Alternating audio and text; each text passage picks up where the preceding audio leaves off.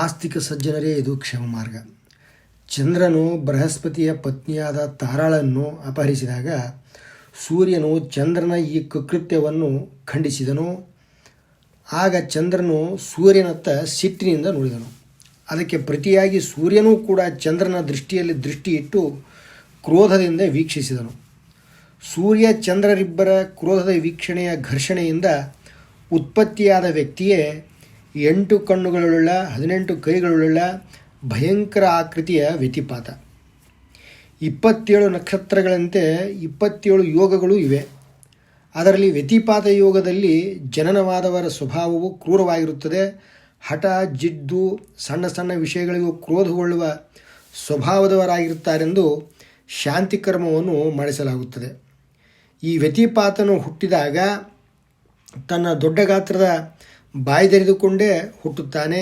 ಜಗತ್ತನ್ನೇ ನುಂಗಿಬಿಡುವ ದಾಹವು ವ್ಯತಿಪಾತನನ್ನು ಬಾಧಿಸುತ್ತಿರುವುದನ್ನು ಕಂಡು ಸೂರ್ಯಚಂದ್ರರಿಬ್ಬರೂ ತಮ್ಮ ಕ್ರೋಧವನ್ನು ಶಮನ ಮಾಡಿಕೊಂಡು ವ್ಯತಿಪಾತನನ್ನು ಸಮಾಧಾನಿಸಿ, ನೀನು ಜನಗಳ ರಾಜ, ನಿನಗೊಂದು ವರ ಕೊಡುತ್ತೇವೆ. 27 ದಿನಗಳ ನಂತರ ನಿನ್ನ ಹೆಸರಿನ ಯೋಗವಿರುವ ಪರ್ವ ದಿವಸ ವ್ಯತಿಪಾತ ಯೋಗದ ದಿವಸ. ಆ ದಿವಸ ನಿನ್ನನ್ನು ಕುರಿತು ಪೂಜೆ, ಸ್ನಾನ, ದಾನ ಮುಂತಾದ ಪುಣ್ಯ ಕರ್ಮಗಳಿಂದ ಮನುಷ್ಯನು ಧನವಂತನಾಗಲಿ, ಆರೋಗ್ಯಪೂರ್ಣವಾದಂಥ ಸಂಪೂರ್ಣ ಆಯುಷ್ವಂತನಾಗಲಿ, ಸ್ತ್ರೀಯರಿಗೆ ಸೌಭಾಗ್ಯ ಲಭಿಸಲಿ ಅಂತ ವರ ಕೊಟ್ಟಾಗ ನನ್ನನ್ನು ಹಸಿವೆ ಬಾಧಿಸುತ್ತಿದೆ, ಇದರಿಂದ ನನಗೇನು ಬಂತು ಅಂಥೇಳಿ ವ್ಯತಿಪಾತನು ಪ್ರಶ್ನಿಸಿದಾಗ, ಜನಗಳು ದಾನದ ರೂಪದಲ್ಲಿ ನಡೆಸುವ ಅನ್ನಸಂತರ್ಪಣೆಯಿಂದ ನಿನ್ನ ಹೊಟ್ಟೆಯು ತುಂಬುತ್ತದೆ ಅಂತ ಸೂರ್ಯಚಂದ್ರರು ಆಶ್ವಾಸನೆಯನ್ನು ಕೊಡುತ್ತಾರೆ.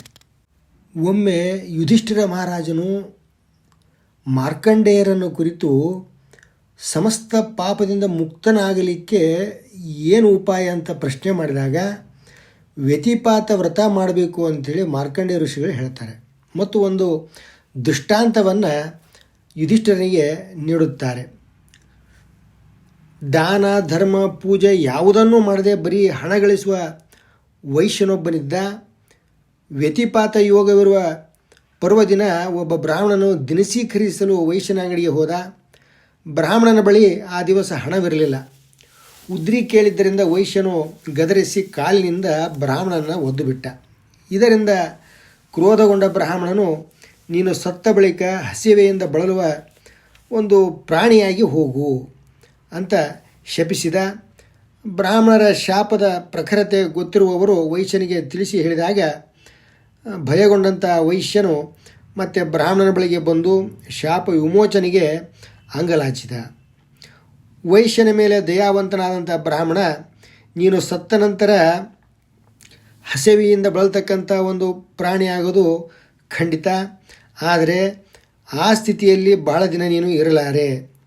ವ್ಯಕ್ತಿಯೊಬ್ಬನು ವ್ಯತಿಪಾತ ವ್ರತ ಮಾಡಿದ್ದರಿಂದ ಅರ್ಜಿಸಿದ ಪುಣ್ಯವನ್ನು ನಿನಗೆ ಧಾರೆ ಎರೆದು ಕೊಟ್ಟ ಕೂಡಲೇ ನಿನ್ನ ಪಾಪಗಳೆಲ್ಲವೂ ದಹಿಸಿ ನೀನು ಮೋಕ್ಷವನ್ನು ಹೊಂದುವೆ ಅಂತ ಹೇಳಿದನು. ಅದರಂತೆ ವೈಶ್ಯನು ಸತ್ತ ನಂತರ ಒಂದು ವನದಲ್ಲಿ ಸಂಚರಿಸ್ತಕ್ಕಂಥ ಹಸಿವೆಯಿಂದ ಬಳತಕ್ಕಂಥ ಒಂದು ಪ್ರಾಣಿಯಾಗಿ ತಿರುಗಾಡ್ತಾ ಇದ್ದಾಗ ಬೇಟೆಗೆಂದು ಬಂದಂಥ ಒಬ್ಬ ರಾಜನನ್ನು ವಿನಂತಿಸಲಾಗಿ ರಾಜನು ವ್ಯತಿಪಾತ ವ್ರತದಿಂದ ಅರ್ಜಿಸಿದ ತನ್ನ ಎಲ್ಲ ಪುಣ್ಯವನ್ನು ವೈಶ್ಯನಾದ ಆ ಪ್ರಾಣಿಗೆ ಧಾರೆ ಎರೆದು ಕೊಟ್ಟ ಕೂಡಲೇ ವೈಶ್ಯನ ಎಲ್ಲ ಪಾಪಗಳು ದಹಿಸಲ್ಪಟ್ಟು ದಿವ್ಯ ದೇಹವನ್ನು ಧಾರಣೆ ಮಾಡಿ ವೈಶ್ಯನು ಮುಕ್ತಿಯನ್ನು ಹೊಂದಿದನು. ವರ್ಷದಲ್ಲಿ 13 ಬಾರಿ ಬರತಕ್ಕಂಥ ವ್ಯತಿಪಾತ ಯೋಗದಲ್ಲಿ ಮಾಡ್ತಕ್ಕಂಥ ಪುಣ್ಯ ಕಾರ್ಯಗಳೆಲ್ಲವೂ ನಮ್ಮ ಸಂಚಿತ ಪಾಪಗಳನ್ನು ನಿವಾರಿಸಿ ನಮ್ಮನ್ನು ಧನವಂತರನ್ನಾಗಿ, ಆರೋಗ್ಯವಂತರನ್ನಾಗಿ, ಆಯುಷ್ಯವಂತರನ್ನಾಗಿ ಮಾಡುತ್ತದೆ ಅಂತ ನಂಬಲಾಗಿದೆ. ನಂಬಿ ಕೆಟ್ಟವರಿಲ್ಲವೋ ಅಂತ ನಂಬಿ ನಡೆಯಲಾಗಿದೆ. ನಾಳೆಯೇ ನಮ್ಮ ಪಾಪಗಳನ್ನು ದಹಿಸಿಕೊಳ್ಳುವ ಅವಕಾಶ ನಮಗೆ ಒದಗಿ ಬಂದಿದೆ. ಧನುರ್ವ್ಯತಿಪಾತ ಪರ್ವ ದಿವಸ ಉಷಕಾಲಕ್ಕೆ ದೇವರಿಗೆ ಪೂಜೆ ಸಲ್ಲಿಸಿ ಅಕ್ಕಿ, ಹೆಸರು ಬೇಳೆಗಳಿಗೆ ಅರಿಶಿನ, ಜೀರಿಗೆ, ಮೆಣಸು, ಶುಂಠಿ ಬೆರೆಸಿ ತಯಾರಿಸುವ ಮುದ್ಗಾನ್ನವನ್ನು ನಿವೇದಿಸಿ ಬ್ರಾಹ್ಮಣರಿಗೆ, ಯೋಗ್ಯರಿಗೆ ಆ ಮುದ್ಗಾನ್ನವನ್ನು ಸಂತರ್ಪಣೆ ಮಾಡುವುದನ್ನು ತಪ್ಪಿಸಿಕೊಂಡು ಕೊರಗುವುದು ಬೇಡ.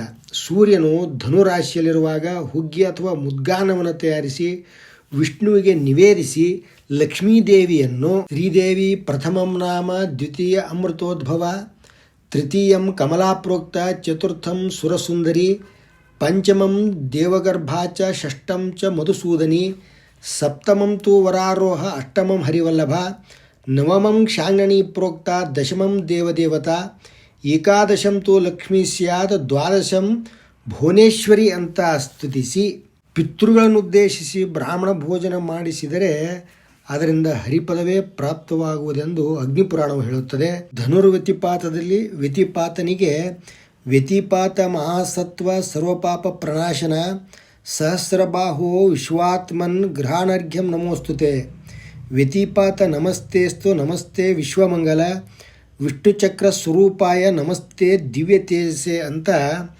ಅರ್ಘ್ಯವನ್ನು ಕೊಡುವುದನ್ನು ಮರೆಯಬಾರದು. ಅದರಿಂದ ಕ್ಷೇಮವೇ ಕ್ಷೇಮ ಮಾರ್ಗವನ್ನು ಅನುಸರಿಸಿ ಕ್ಷೇಮವಾಗಿರಿ.